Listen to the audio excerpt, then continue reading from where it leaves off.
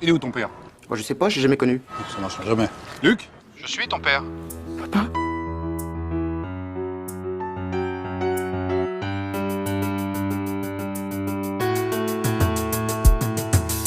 Maquilleur d'effets spéciaux, d'un corps entier à une simple main, d'une tête à un squelette ou encore d'embryons aux animaux, l'Instant Pur Cinéma reçoit aujourd'hui le 34e invité des entrevues, David Scherer. David, salut, comment vas-tu? Salut, écoute, ça va pas trop mal, on va dire, entre deux tournages et entre deux prépas. C'est l'heure de l'Instant Rencontre. Il est bizarre ce sol. Il est pas palpable. C'est par où? Bonjour.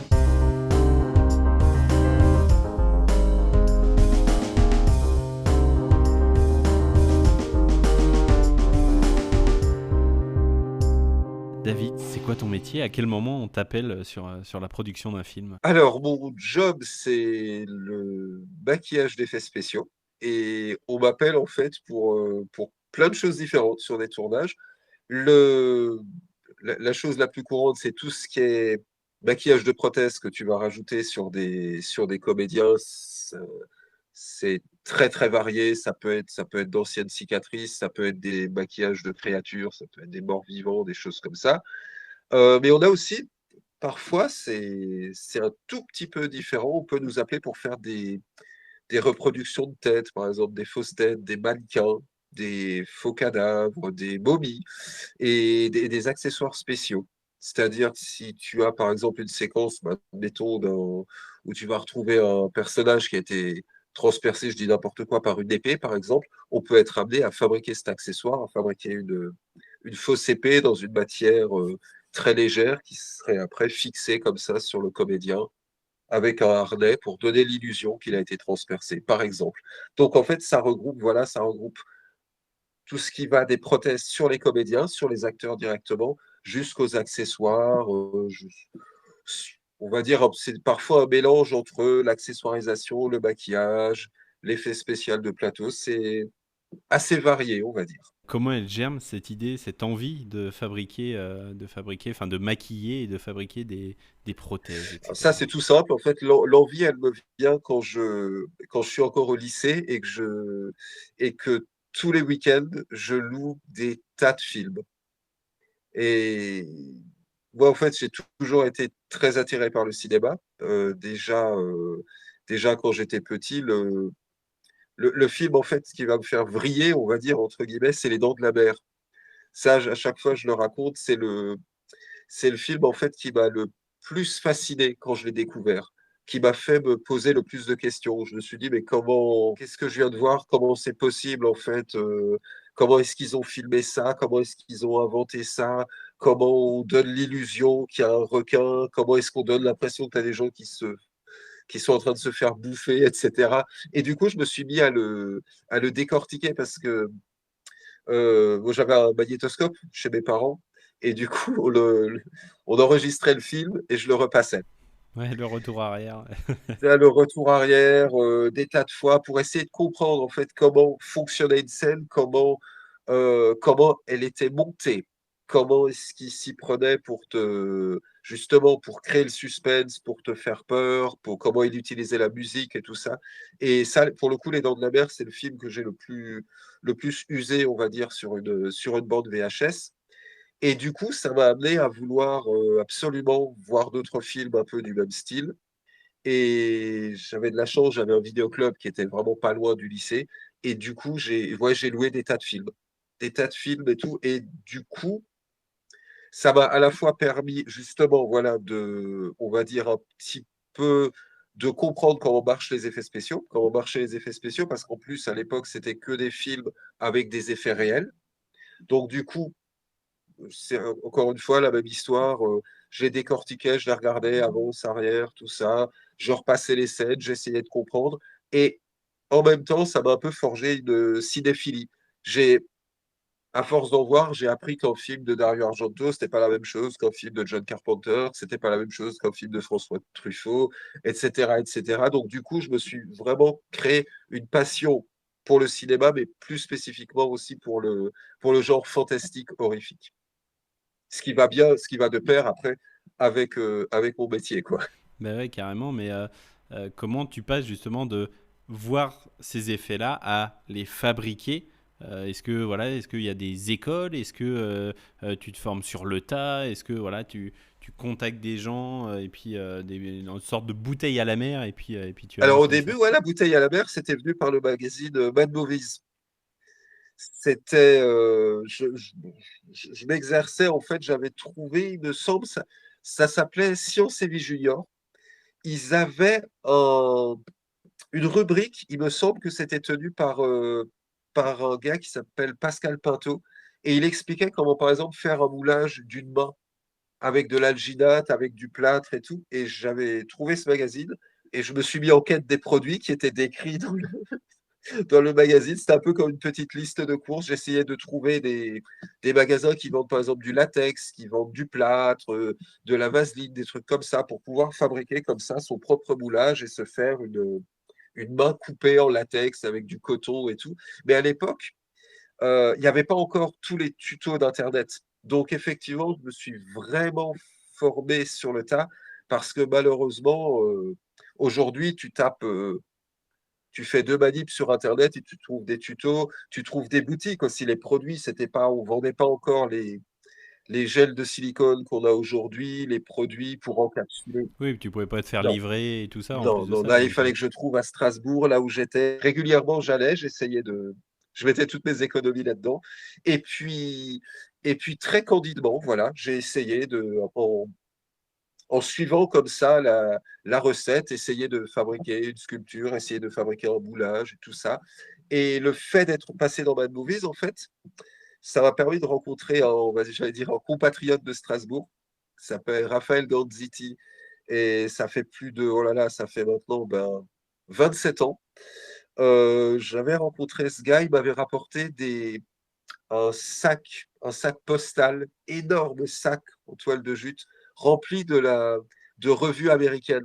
Parce que lui, il s'était abonné ou il avait trouvé des revues comme Fangoria, qui est une revue américaine qui est un peu l'équivalent de Bad Movies, mais avec des tas et des tas de photos de tous les films fantastiques des années 80 qui sortaient.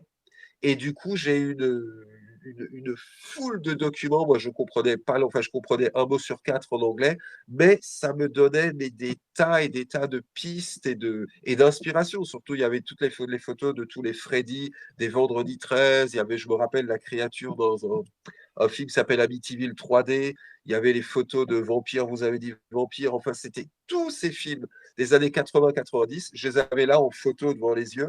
Et en fait, ça m'a super inspiré. Et donc, voilà, comme ça, candidement, j'ai commencé à faire, à m'exercer petit à petit. à quel moment tu arrives à professionnaliser justement ces petites expériences et à commencer à tirer ton épingle du jeu? En fait, alors quand moi j'ai commencé, c'est vrai que c'était pas du tout aussi répandu et entre guillemets aussi populaire qu'aujourd'hui. La première fois que je mets les pieds sur un tournage, c'est en 1998. C'était quelqu'un qui m'avait contacté via justement le fait d'avoir passé une annonce dans Mad Movies. Et je me retrouve sur un tournage qui était encadré par des réalisateurs professionnels et c'était dans la ville de Saint-Dié, pas très loin de Strasbourg, justement, de là où je suis. Et si tu veux, c'était un tournage, c'était pour en fait une équipe de jeunes qui allait faire son film et on était encadrés. Mais moi, je connaissais rien du tout. En fait, ça m'a permis de voir qu'est-ce que c'était une caméra, qu'est-ce que c'était un ingénieur son, comment travaillent les différents postes.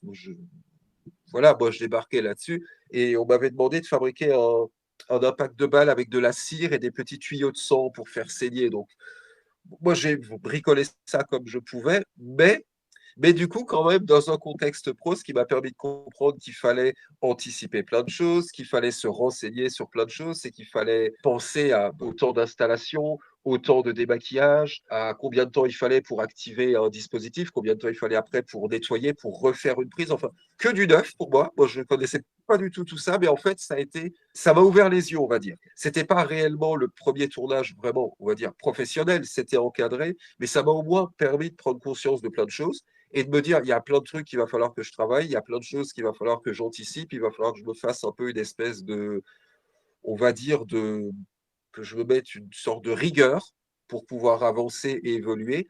Et après, le fait d'avoir fait comme ça ce tournage, ça m'a permis de rencontrer des gens qui m'ont fait rencontrer d'autres gens. Et tout début 2000, je suis allé à Paris commencer à tourner des courts-métrages.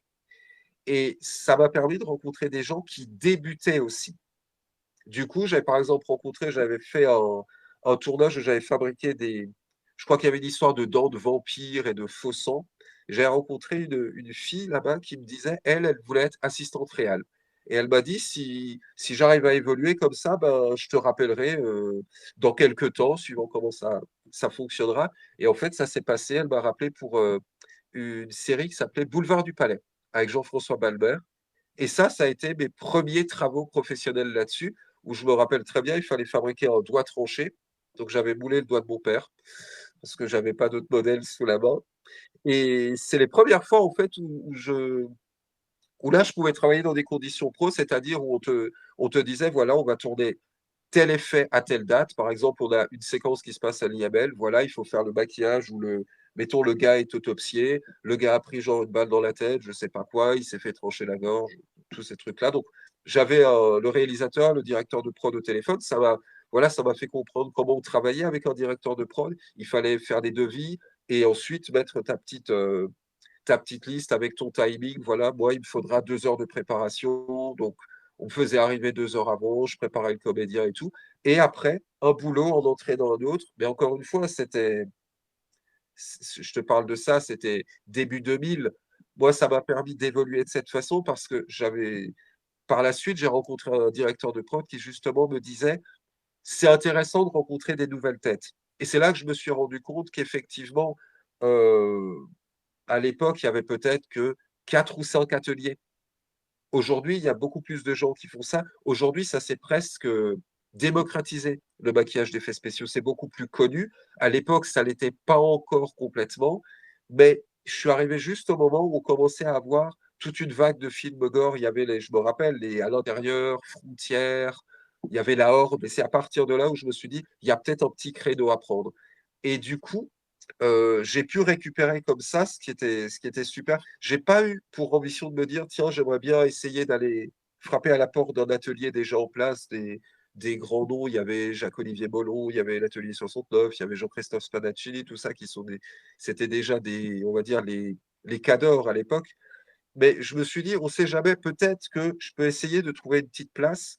Et j'ai remarqué que quand il y avait des gros films à effets spéciaux qui se développaient, où il y avait déjà des grosses équipes dessus, moi, il m'arrivait de récupérer des téléfilms, des petites séries, des choses comme ça.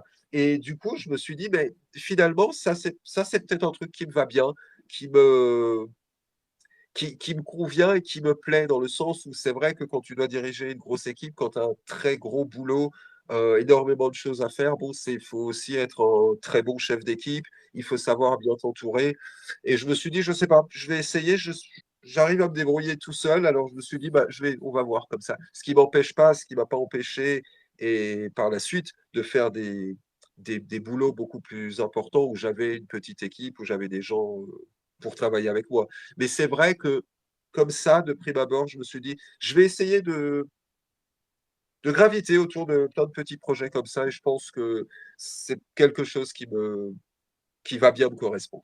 Justement, comment des premiers, voilà, des premiers effets que tu crées, etc., jusque voilà, aux premières productions que tu intègres, comment est-ce que tu arrives à faire en sorte que ce soit réel, tu vois, quand tu le vois à l'écran, tu te dis c'est réel. Est-ce que je sais pas, est-ce que tu as contacté des médecins légistes, est-ce que tu as lu des revues qui parlent, etc. Parce que de prime abord comme ça, tu le dis, il faut que tu fasses un corps qui est sur une table d'autopsie, etc. Moi, tu me demandes de faire ça, bah je vois à peu près voilà comment est fait une cage thoracique, comment est fait les trucs, mais comment est-ce que tu fais pour rendre ça plus crédible et que ce soit pas ridicule à l'écran, quoi. Alors, deux trucs. Alors ça dépend de la vision du réel. Ça, c'est la discussion qu'on a toujours, c'est de savoir, est-ce qu'il veut que ce soit quelque chose de médicalement réaliste, ou est-ce qu'il veut que ce soit crédible dans le ton du film. Parce que pour le coup, j'ai fait pas mal de séries avec des cadavres de toutes sortes, hein, des brûlés, des autopsiés, des recousus, des égorgés, tout ce que tu veux. Mais en fait, je me rends compte que la vision du réal par rapport à l'ensemble de la série, ça diffère souvent. C'est-à-dire que parfois, on va me demander de faire quelque chose de volontairement chargé, de volontairement graphique, parce qu'il faut que ce soit impressionnant à l'image, parce que c'est le ton de la série. Par exemple, à un moment, il faut que ce soit. J'ai fait une série, par exemple, le meilleur exemple que je puisse te donner, c'est en plus, c'est passé récemment. J'ai fait une série qui s'appelle Il était deux fois, qui est passée sur France 2. Et l'idée, il y a un moment, il y a un cadavre calciné sur une table d'autopsie, et ensuite, il déterre un cadavre qui a déjà 10 ans, et on le voit pareil, allongé sur la table, momifié, euh, dans un état vraiment, dans, dans un mauvais état. Et justement, la volonté, c'était, il fallait que ce soit un peu rebutant, il fallait que ce soit assez glauque. La déco même de la morgue, c'était quelque chose qui était assez petit, donc c'était assez étouffant pour les personnages. Tu vois des séries américaines où l'Institut médico-légal, il est énorme, tu vois 6 ou 7 brancards. Là, au contraire, il y avait vraiment un brancard et les acteurs étaient très près, très proches les uns des autres. Et c'était éclairé de façon assez. Il y avait une dominante verdâtre. Donc, là, il fallait jouer quelque chose ouais, de glauque, avec les détails glauques, la chair calcinée qui restait un peu, la forme du crâne. Ça, c'était un vrai parti pris. Et à contrario, par exemple, quand je fais une série comme Master Crime, qui passe sur TF1, le ton, c'est plus un peu de la comédie. Il y a un peu du Ouais, second c'est ça, degré. plus familial, plus. Exactement. Donc, du coup, quand on voit les cadavres à la morgue, il n'y a plus de sang et généralement, c'est assez propre. Dans le sens où, tu vois, c'est déjà refermé, mais voilà, c'est fait, entre guillemets, proprement. C'est-à-dire que l'objectif, c'est pas de faire quelque chose qui soit interdit au moins de 12 ans, ou qui justement rebute trop le public et se disent ah putain, mais ça c'est dégueulasse, on voit les plaies ouvertes, c'est dégueu. Et donc, du coup, ils vont zapper, ils vont regarder autre chose. Il faut rester dans le ton général. Et du coup, ça marche très bien. Parce que c'est pas du tout quelque chose, c'est pas une série qui est glauque ou qui est horrifique et qui est là pour t'écœurer. Il y a de la légèreté et tout. Donc, ça passe aussi par le fait qu'on va faire quelque chose qui n'est pas forcément ultra réaliste, mais qui est complètement crédible avec l'atmosphère générale. Et en fait, moi, j'essaye dans la mesure du possible tout le temps de m'adapter le plus possible à l'ensemble du film. C'est-à-dire que si l'ensemble du film, il y a un truc qui doit être volontairement gore, on va s'éloigner du réalisme. Si au contraire, ça doit être quelque chose d'hyper simple, pareil, on va s'éloigner peut-être d'une vision réaliste et on va faire quelque chose de beaucoup plus léger. Après, ça m'est arrivé, par exemple, quand j'ai travaillé avec Xavier Beauvois, j'avais fait le film Albatros. Là, lui, il voulait une approche, mais 100% réaliste. Il voulait vraiment, quand le personnage, à un moment, Jérémy Régnier tire dans la jambe d'un agriculteur, le personnage tombe à terre et se vide de son sang, parce qu'il a été touché au niveau de l'artère fémorale. Pour le coup, on a été un mois avant le tournage, on a été dans leur studio et on a fait des essais, on a tout testé. Donc avec Xavier, donc le réalisateur, le chef accessoiriste, la chef maquilleuse et pour le coup, un médecin urgentiste qui est venu et qui validait en fait tous les choix. On avait amené différentes sortes de sang, c'était du sang épais, un sang plus liquide. Et du coup, on lui montrait chaque produit, il nous disait voilà, ça va ressembler à ça. On installait des tuyaux pour faire le saignement. Il nous disait voilà, normalement, ça va saigner à tel débit, à tel rythme. Et voilà. Et du coup, on a fait tous les essais, on a tout validé avec lui et Xavier Beauvois nous a tout validé avec parce que voilà, lui nous a dit à partir du moment où le médecin dit c'est bon, pour moi c'est bon. Et ça a été son approche. Et après, on a refait ça sur le tournage et voilà. Ça s'est passé très bien, mais c'était un vrai parti pris. Ça, c'est ce que j'aime le plus, c'est quand il y a un parti pris total à 100% assumé de A à Z. Et ça, c'était important. C'est pour ça que voilà, c'est un job où constamment tu vas faire des choses différentes, même avec le même effet. Tu peux faire, ça va être bizarre ce que je vais dire, tu peux faire un égorgement propre, entre guillemets, ou tu peux faire un égorgement super gore, entre guillemets, à la Kill Bill, où tu as du sang qui va gicler de tous les côtés. Voilà, tout dépend. Ça dépend. Est-ce que c'est justement ton métier, un métier que tu sens qui a évolué avec l'arrivée des technologies? Est-ce que ça a beaucoup évolué là depuis tu vois, les 25-26 dernières années, ou tu restes quand même pas mal sur du rudimentaire et voilà, comment ça évolue? Alors, ça a évolué. Oui, ça a évolué dans les matériaux que tu utilises. On a de plus en plus de matériaux, on a de plus en plus de techniques. Euh, quand j'ai commencé, par exemple, je ne connaissais pas la technique on appelle ça les prothèses transferts. C'est dans un système, tu dirais, un peu comme des décalcomanies. Tu sais, c'est un tout petit moulage avec de la matière dedans. Tu appliques ça, tu retires et en fait, tu as ta prothèse qui est déjà posée. Par exemple, c'est pour faire toutes les coupures, les impacts de balles, les pommettes abîmées, les décassés, ce genre de choses, c'est très pratique pour ça. Ça, par exemple, voilà, c'est apparu au fur et à mesure. Les matériaux, tout ce qui est type silicone et tout, quand tu fais des faux bras, quand tu fais des têtes, c'est des matières un peu qui ressemblent de plus en plus à de la peau humaine. Donc ça, évidemment, ça évolue, ça s'affine de plus en plus. Comme bien sûr, le scan 3D. Mais le scan 3D, je l'utilise, c'est vraiment pour des raisons pratiques quand tu dois aller vite.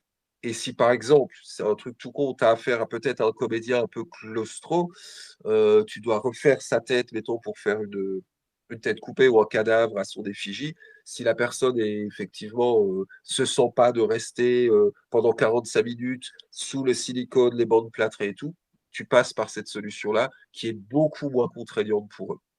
Et ça, je trouve, c'est un super avantage. Après, enfin, moi, je bosse toujours du côté artisanal. C'est-à-dire, je garde l'aspect artisanal.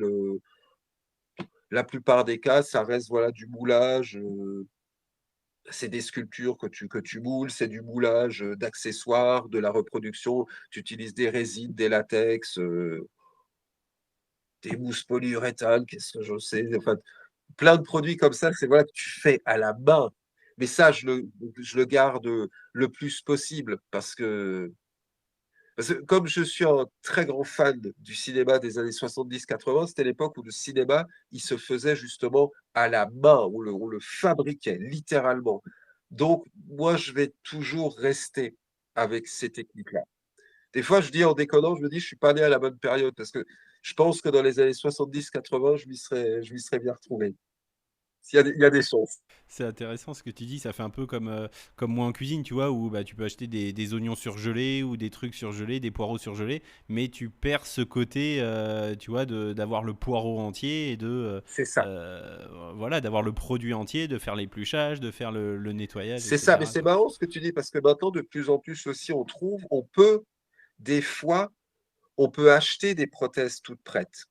Alors ça, c'est super. Si tu es dans un cas, tu n'as pas le temps de t'en occuper, ou bien c'est par exemple, on t'a rajouté une scène la semaine prochaine, tu n'as pas le temps de fabriquer tout ton truc, tu achètes un truc tout prêt. Ok, c'est très bien, ça te sauve la mise.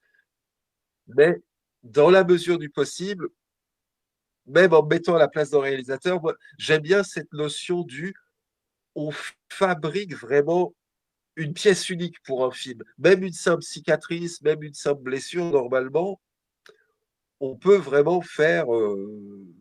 S'il veut que sa blessure, elle ressemble, je dis n'importe quoi, elle ressemble à un V ou qu'elle ait telle ou telle forme, voilà, on la fabrique vraiment pour ce projet.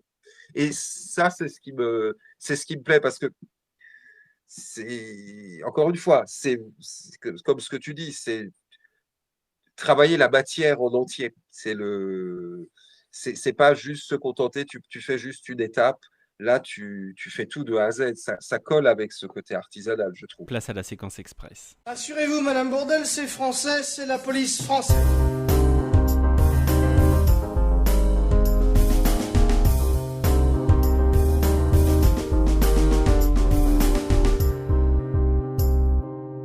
La réplique de film que tu pourrais citer par cœur. Waouh! Ah ouais, alors là, j'en connais plein bizarrement.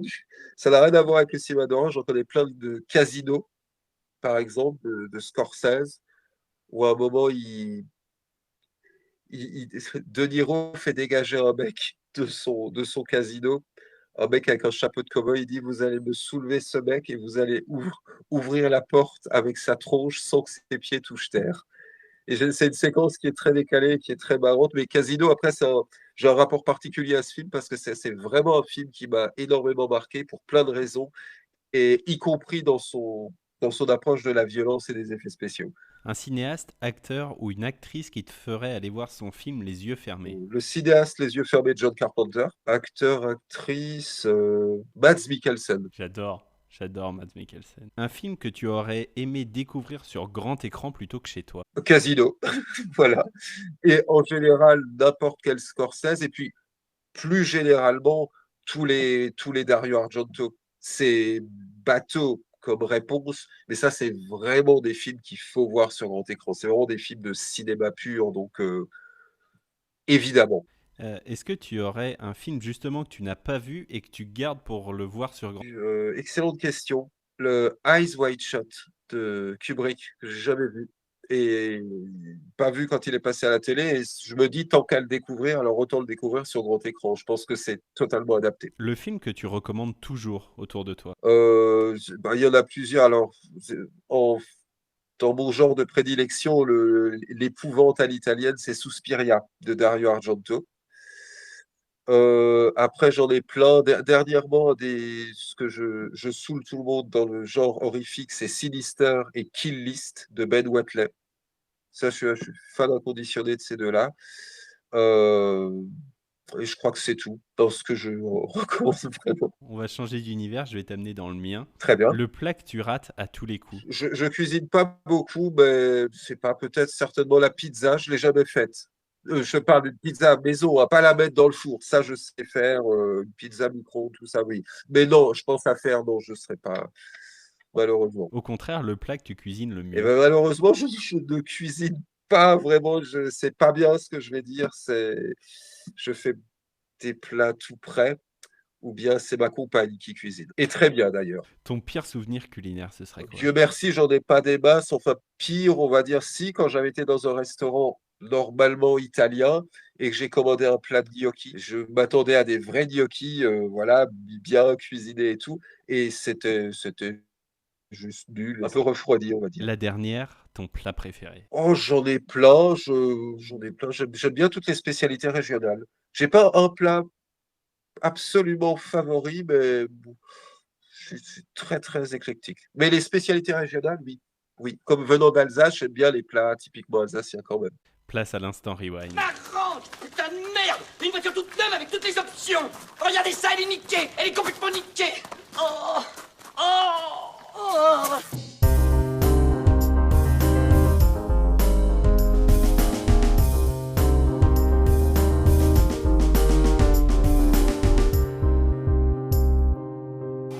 Donc je t'ai demandé pendant la préparation de cette entrevue des films qui t'ont marqué ou qui ont marqué ton parcours, et je vais te laisser expliquer en quoi ces films ont été marquants pour toi. Le premier donc. La maison ressemble à celle d'à côté. Et à celle d'à côté. Et à celle d'à côté. Un jeune couple y vit. Embrasse Ken. Il sait ce qui vous fait peur. Poltergeist de Tobe Hooper de 82. Bah, celui-là, pour moi, c'était un peu le film, entre guillemets, le film fantasme, parce que mes parents l'avaient vu et m'ont toujours dit, il est horrible, il faut pas que tu le vois, tu vas faire des cauchemars et tout. Et arrive le moment où ce film passe donc, c'était sur FR3 à l'époque, on l'enregistre et ensuite je le découvre et c'est qu'en fait comme pour les Dents de la Mer, mais c'est marrant parce que c'est produit par Spielberg. Comme quoi Spielberg quelque part m'aura influencé. C'est avec ce film, avec la séquence de fin, je ne sais pas si tu l'as vu, il y a une séquence à la fin dans une piscine et tu as des cadavres qui remontent à la surface. Et en voyant cette scène, je me dis, il doit y avoir quelqu'un dans l'eau, certainement avec un masque, combinaison de plongée et tout, qui s'amuse à remonter à la surface des squelettes en plastique. Et je me suis dit, mais qu'est-ce que c'est que ce métier? Qu'est-ce que c'est que ce job? Ça doit être super intéressant à faire. Comment ils ont fait ça? Qu'est-ce qu'ils ont fabriqué? Comment ça se passe? Et ça m'a amené à me poser énormément de questions. Et outre la qualité du film, moi je trouve que c'est vraiment un film en plus qui vieillit pas. Je l'avais revu sur grand écran pour le coup il y a quelques années. Le film, il est plein d'imagination, plein de trucs absolument géniaux, justement, en termes de trucage, que ce soit optique ou maquillage ou visuel. Il fourmille d'idées, ce film. Et c'est un film qui m'a à la fois, donc, effectivement, effrayé et puis énormément inspiré.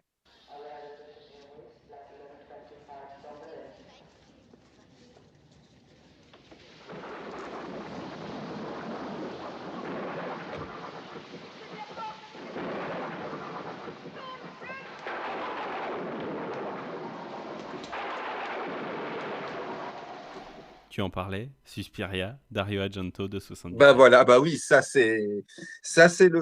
parce que c'est quand je vois ce film-là et aussi les frissons de l'angoisse du même Dario Argento. En fait, c'est quand je vois ces films que je me rends compte que comment dire, c'est un rapport très particulier parce que si tu veux, c'est par rapport à l'esthétisme. La façon qu'il a de suresthétiser la violence, la façon qu'il a d'utiliser la musique. En fait, Suspiria, c'est vraiment le film en fait qui me jette tout ça à la figure et et qui me fait dire, ouais, j'ai envie de m'intéresser déjà à ce réalisateur-là et j'ai envie même de voir qu'est-ce que les Italiens ils ont apporté justement au cinéma par rapport à tout ça, par rapport à l'aspect visuel, par rapport à l'utilisation du son, de la musique, comment il raconte son histoire, comment il met tout le temps Argento le principe, tu sais, de souvenir dans ses films. Il te montre quelque chose au début, un personnage qui croit avoir vu ou avoir entendu quelque chose, mais c'est pas ça. Finalement, à la fin, dans la résolution, tu vas comprendre que c'était pas ce que tu avais vu, c'était pas ce que tu croyais avoir vu. Et ça, ça, c'est des procédés, moi, qui me passionnent. Et du coup, et Suspiria, je trouve, c'est un des meilleurs exemples parce que c'est aussi, voilà, c'est un film qui est flamboyant en quelque sorte. Et je me disais, c'est dingue, ça te montre t'as des filles qui se font assassiner, c'est gore, tout ce que tu veux, mais en même temps, c'est super beau, c'est super recherché, c'est super esthétique. Donc j'aime beaucoup cette contradiction et oui, forcément, c'est un film, moi, qui me parle beaucoup. Plus jeune que Monsieur Hooper. Enfin bref, il nous a vus et il est reparti. On a attendu encore 3 heures et puis un héliporteur s'est pointé et nous a remonté à son bord. Vous voulez que je vous dise? C'est à ce moment-là que j'ai eu les foies. En attendant mon tour. Et de ma vie, je ne remettrai un gilet de sauvetage. Et c'est ainsi que sur 1100 hommes naufragés, 316 survivants furent repêchés. Les requins avaient eu les autres en ce jeudi 29 juin 1945. Enfin, on avait livré la bombe. Les Dents de la Mer, Steven Spielberg, Eh ben, de 75. ben voilà, je fais du coup aussi le rewind par rapport au début de l'entretien, bah parce que voilà, c'est mon premier choc. Tout simplement, c'est la première fois où j'étais terrifié quand il y a la séquence avec la tête du pêcheur qui apparaît. Il y a la barque au fond de la mer avec le trou et on voit la tête apparaître comme ça brutalement. Ça, c'est un effet. Mais comme dit, j'ai dû me le repasser 10 fois pour essayer de comprendre. En fait, ça m'a tellement surpris que j'étais obligé, absolument, je voulais absolument comprendre et me dire, mais comment il s'y est pris? Pourquoi est-ce qu'à chaque fois que je regarde ça, je sursaute? Et en fait, Les Dents de la Mer, peut-être, c'est le film qui m'a fait comprendre ce qu'était le suspense et l'utilisation de la musique et l'utilisation du montage pour faire sursauter.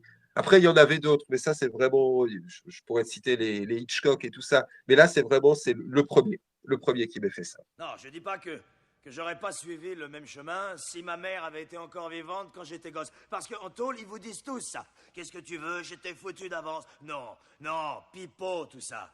J'étais déjà un beau petit salopard à l'époque où ma mère était encore vivante. Ça fait aucun doute. Monsieur Seulement Brigante. elle m'a appris à comprendre Monsieur les femmes. Brigante, il y a 56 affaires inscrites à l'ordre du jour pour cette seule matinée. Je n'ai pas à écouter vos discours. L'impasse de Brian De Palma, 93. Ouais, c'est un film. Alors, j'ai énormément d'affection pour ce film. J'adore ce film parce que, alors, faudrait mettre la balise spoiler hein, pour ceux qui l'ont pas vu. Je suis désolé parce que je trouve qu'il réussit un coup de force exceptionnel. Il te montre la fin dès le début. Dès le début, tu vois le personnage Carlito, Al Pacino est blessé à mort sur la civière. et il va mourir. Puis ensuite, tu vois toute son histoire, tout le déroulé. Et quand tu arrives à la fin, donc, mais, vu qu'au début, normalement, tu sais qu'il va mourir, ben, quand tu arrives à la fin, tu y crois tu crois encore qu'il va réussir à monter dans le train. Mais en fait, il te manipule super bien De Palma. Parce que, comme dit, jusqu'au bout, tu vas y croire. Il y a plein de moments où tu te dis, est-ce qu'il va se faire avoir? Non, il va réussir à s'enfuir. Il y a la course-poursuite à la fin du film, elle est absolument exceptionnelle. Quand les quatre essayent de le coincer, d'abord dans le métro, après dans la gare, après dans les escalators où ça commence à se fusiller et tout. Ça, pour moi, c'est peut-être le meilleur De Palma avec Phantom of the Paradise dans un genre différent. Mais c'est vraiment, c'est un film que je ne connaissais rien de ce film. J'ai découvert à la télé, encore un que j'aurais aimé effectivement découvrir sur grand écran, mais qui m'a fait un effet fou. Je me suis dit, c'est incroyable. Dès le début, il me montre la fin. Je sais que ce personnage va mourir. Et ben, je réussis quand même à y croire jusqu'à la dernière seconde. Et ça, j'ai trouvé ça super fort. Tu te sens plus de bavasser sur moi devant les gens derrière mon dos en passant par-dessus ma tête? Quels gens? Quels gens? Qu'est-ce que tu croyais, que je le saurais pas? Je sais même pas de quoi tu parles. Ah non, Non. Tu lâches que je mets les chiens à tes trousses. Je dois entendre ces merdes parce que toi, tu fais dans ton froc. Toi, tu me flanques dehors. J'espère que t'as une arme derrière toi, mon pote. J'ai rien fait, je veux pas te flanquer dehors, je donne pas d'ordre. J'ai dit à Andy que les cognes te collaient au train et que ça posait Le problème. dernier, Casino, de Martin Scorsese. Eh ben encore, c'est marrant parce que c'est pas. Bizarrement, après, il y a des gens qui vont se dire, je comprends pas le mec qui fait des effets spéciaux, des trucs de maquillage, de monstres et tout, mais ici, finalement, pas de film de monstres, quoi que ce soit. Non. En fait, ouais, Casino,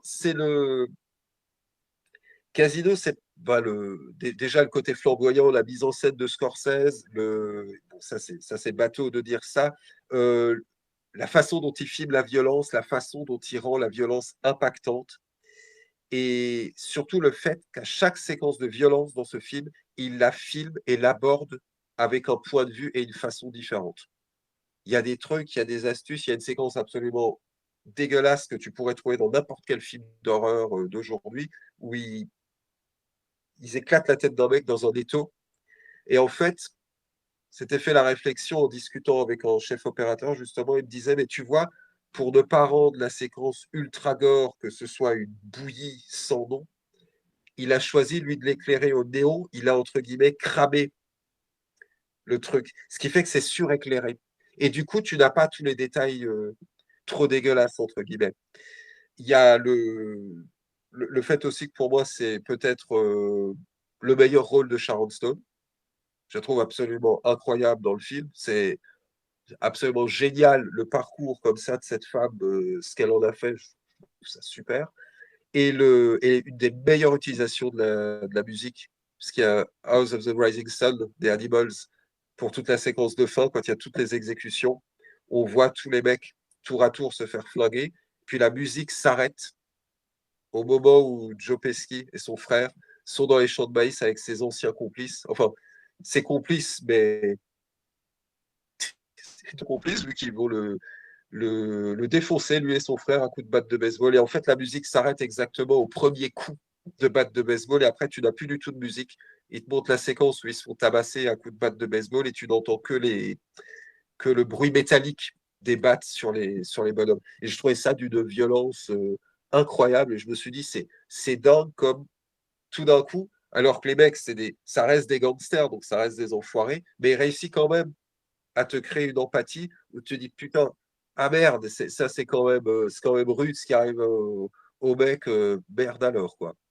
Et c'est ça qui est génial chez Scorsese, il te rend sympathique des gens qui sont des ordures, mais il te crée quand même une empathie sincère, t'es quand même touché quand il leur arrive quelque chose. Il joue avec ça, il joue avec plein de choses. Je trouve que c'est un film d'une richesse incroyable. C'est pour ça que je l'ai mis dans cette petite liste. J'ai hâte de le découvrir. Moi, c'est un des films que je garde, justement, que j'ai pas vu et que je garde pour le découvrir sur grand écran. Ouais, ah bah oui. Ah bah, ça, j'aurais aimé. Il est déjà l'heure de se quitter. On va passer à l'ultime partie. C'est l'instant remerciement. Merci. Merci. Faut goûter.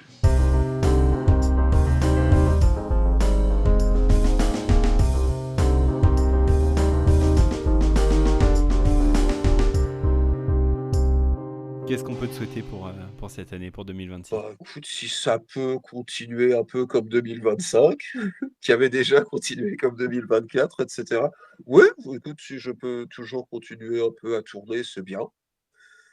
Voilà, très simple. Est-ce que tu aurais peut-être une recommandation culturelle, quelque chose que tu as vu, lu ou auquel tu aurais joué? Bon, ça va être très, très, très classique. Je redécouvre beaucoup de films en ce moment. Je redécouvre les coffrets, c'est édité. J'avais redécouvert dernièrement la collection, ça s'appelle 13 nuances de terreur. C'est un coffret où t'as par exemple le film Happy Birthday de Jack Lee Thompson, c'est un slasher des années 80. Euh, Tu as Patrick de Richard Franklin. Euh, c'est un peu c'est pas des classiques absolus du fantastique et de l'horreur, mais c'est justement des petits films vraiment hyper sympathiques qui ont toujours un petit quelque chose. Un petit quelque chose d'intéressant et je trouve ça bien, c'est un coffret. Alors, on a vraiment l'impression qu'on est au supermarché. Je crois que tu le trouves pour 50 € et tu as 13 DVD dedans. Et franchement, c'est des super belles copies. Ils avaient aussi édité Épouvante sur New York dans la même série de Larry Cohen, qui est pareil, qui est aussi un réalisateur que j'adore, qui est un petit génie de la série B, comme on dit. Et ça m'intéresse beaucoup là de redécouvrir les films que je voyais quand j'étais tout gosse. Et là, de les redécouvrir maintenant avec un œil nouveau, je trouve que c'est très intéressant. Et en termes de bouquins, j'ai découvert un bouquin sur Riccardo Freda, un cinéaste italien, mais que je connaissais pas trop. Et tu as une série d'entretiens avec lui où il parle de sa vision du cinéma, de comment il tournait des films et tout ça. Et c'est intéressant aussi de découvrir. J'aime bien redécouvrir, entre guillemets, les grands noms. J'ai lu des bouquins sur Mario Bava ou Dario Argento, mais c'est intéressant parce que à l'époque, en Italie, tu avais énormément, dans les années 70, plein de réalisateurs, des vrais artisans, tu vois, qui fabriquaient voilà, les films. Tu avais Sergio Martino, il y avait Aldo Lado, bon, Lucio Fulci, tout ça. Fernando Di Leo, tous ces réalisateurs, je trouve, ils sont passionnants à redécouvrir aujourd'hui. Et j'essaie comme ça de trouver des bouquins sur eux. On en trouve beaucoup sur Lucio Fulci, par exemple, qui est plus connu, plus reconnu. Mais comme ça, de trouver sur des réalisateurs un peu moins connus, je trouve ça j'adore. Ça, je trouve ça super intéressant. Donc ça, c'est ma recommandation. S'il y a des fans de cinéma italien ou de cinéma bis, comme on dit, n'hésitez pas. David, l'heure Ah, est grave. mince. J'ai une petite surprise pour toi. Ah ben. Quelqu'un que tu connais a Oh, souhaité te laisser un petit message. Je te laisse le découvrir. incroyable. Eh bien, mon cher David Scherer, écoute, ça me fait très plaisir de te faire parvenir ce petit message vocal via notre ami Jean-Charles. Voilà, je parlais de toi. Il me demandait si j'avais des contacts de gens intéressants. Alors évidemment, qu'est-ce que j'ai fait? J'ai pensé à toi, mon cher David. Ça fait quand même presque, je crois que ça fait plus de 20 ans qu'on travaille ensemble. Je crois qu'on a commencé en 2002 ou en 2003 sur Bushido Boogie. Et je me rappelle Incroyable. évidemment avec nostalgie de ce bras tranché parmi tes premières créations Oui, qu'on a dû faire cramer sur le bord d'une route avec Kentaro. Et écoute, oui. je me rappelle de ça comme si c'était hier. Donc voilà, écoute, raconte-nous toutes tes belles anecdotes, mon cher David. Je t'embrasse et je te dis à très bientôt. Alors ça, c'est absolument incroyable.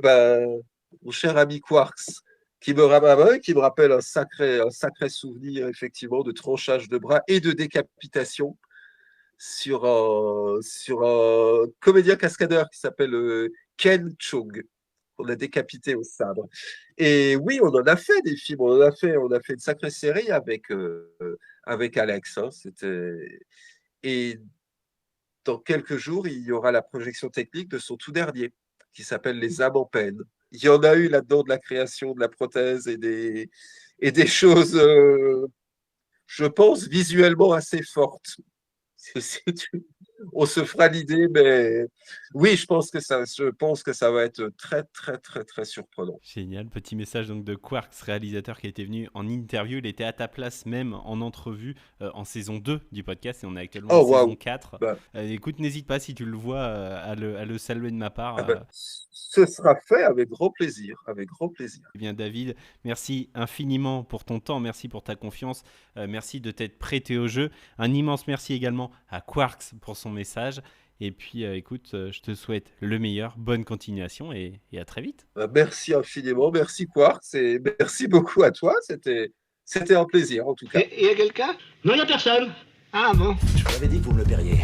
Payeriez. Je vous l'avais dit. Désarmez-les et récupérez les composants. C'est pas moi.